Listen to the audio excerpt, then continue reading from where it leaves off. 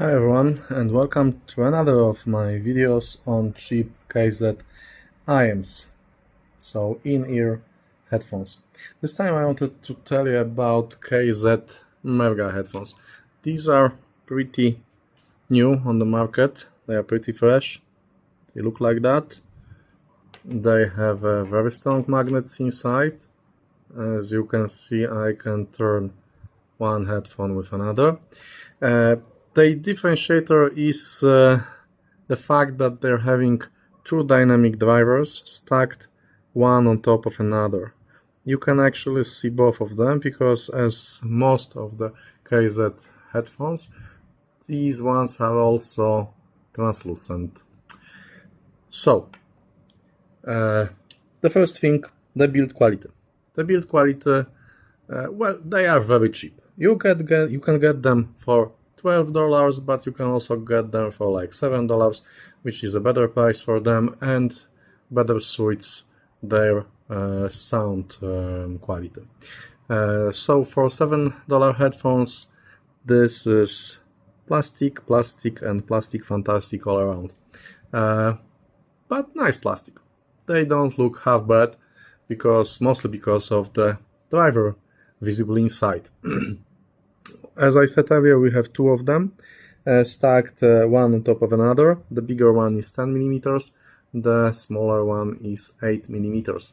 KZ boasts on the headphone info page that no single dynamic driver can beat two dynamic drivers. Well, that's not exactly the case, but more on that later. Okay. According to the manufacturer, and actually here it is, I don't know if you can see that, the part with KZ logo that's inside, that small crossover network, yeah, you probably should see that the drivers are connected to the small PCB board inside. So the other thing interesting here is that is the fact that we have internal crossover like in two-way speakers. So, okay. The build quality, the drivers, now what's in the box. The box is typical KZ box, exactly the same, and we're getting exactly the same contents. We're getting a cable, a single-ended OFC cable, and a set of silicone tips. So nothing interesting really, but on the other hand, everything that you'll ever need for these headphones.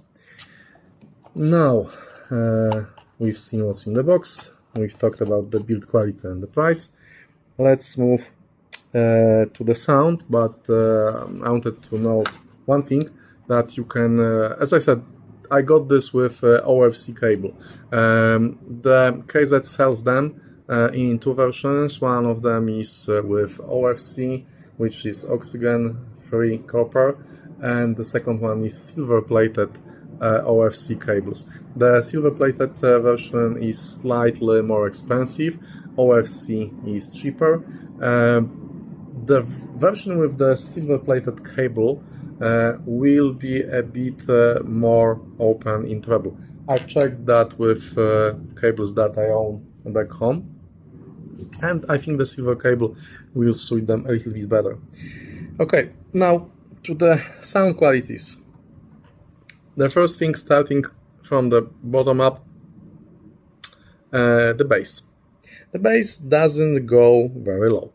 I was actually surprised because we have two dynamic drivers here and both of them are quite large, and after reviewing KZ Symphony, which uses planar and dynamic but very small 6mm only dynamic, I was expecting to be blown away by bass.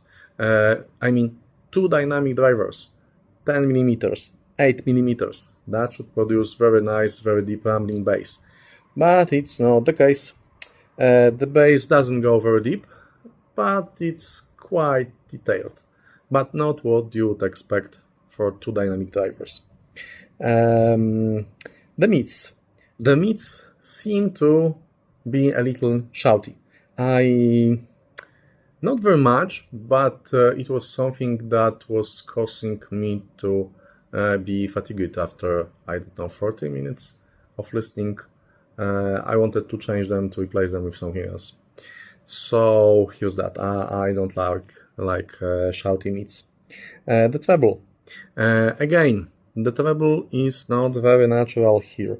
There's something wrong with it. It's not like it's metallic, it's not like it's tinny, or I don't know, sibilant, but there's something wrong with it. I cannot name it, but they sound slightly unnatural. Sometimes, not very often, but sometimes on some songs, these can be close to bordering on sibilant. In some of my songs, some places with S sounds were bordering on being sibilant. Okay, but the good thing coming maybe from this strange treble is that these are quite detailed. They are clear, they are not muddy, so I kept listening to them, because the worst thing for me in the headphones is the headphones being muddy and foggy. These are not muddy, these are not foggy, these are clear, transparent, they have good separation of instruments, and they have some nice detail up the treble. It's not, as I said, it's not very natural, but technically it's quite okay. Okay, so my summary here would be that for $7, these are actually quite good. All the deficiencies, all the problems here are apparent when you're used to listening to better headphones, when you have a better point of reference. But for $7, these are actually quite good. Not for $12. For $12, you can get something better. But for $7, these are quite okay. So, I think that's all for this review. I've acquired a set of cheap and not so cheap KZ headphones. When I'm done with reviewing KZ Libra, KZ DQS and KZ EDXS, I'll publish a video comparing all of them together, because they are basically in the same or very similar price bracket, and there are some absolutely great headphones and some not so much. So I will compare all of them, and I will tell you which ones you should choose to spend your $7 on IEMs. Hope you enjoyed this small video, and see you next time.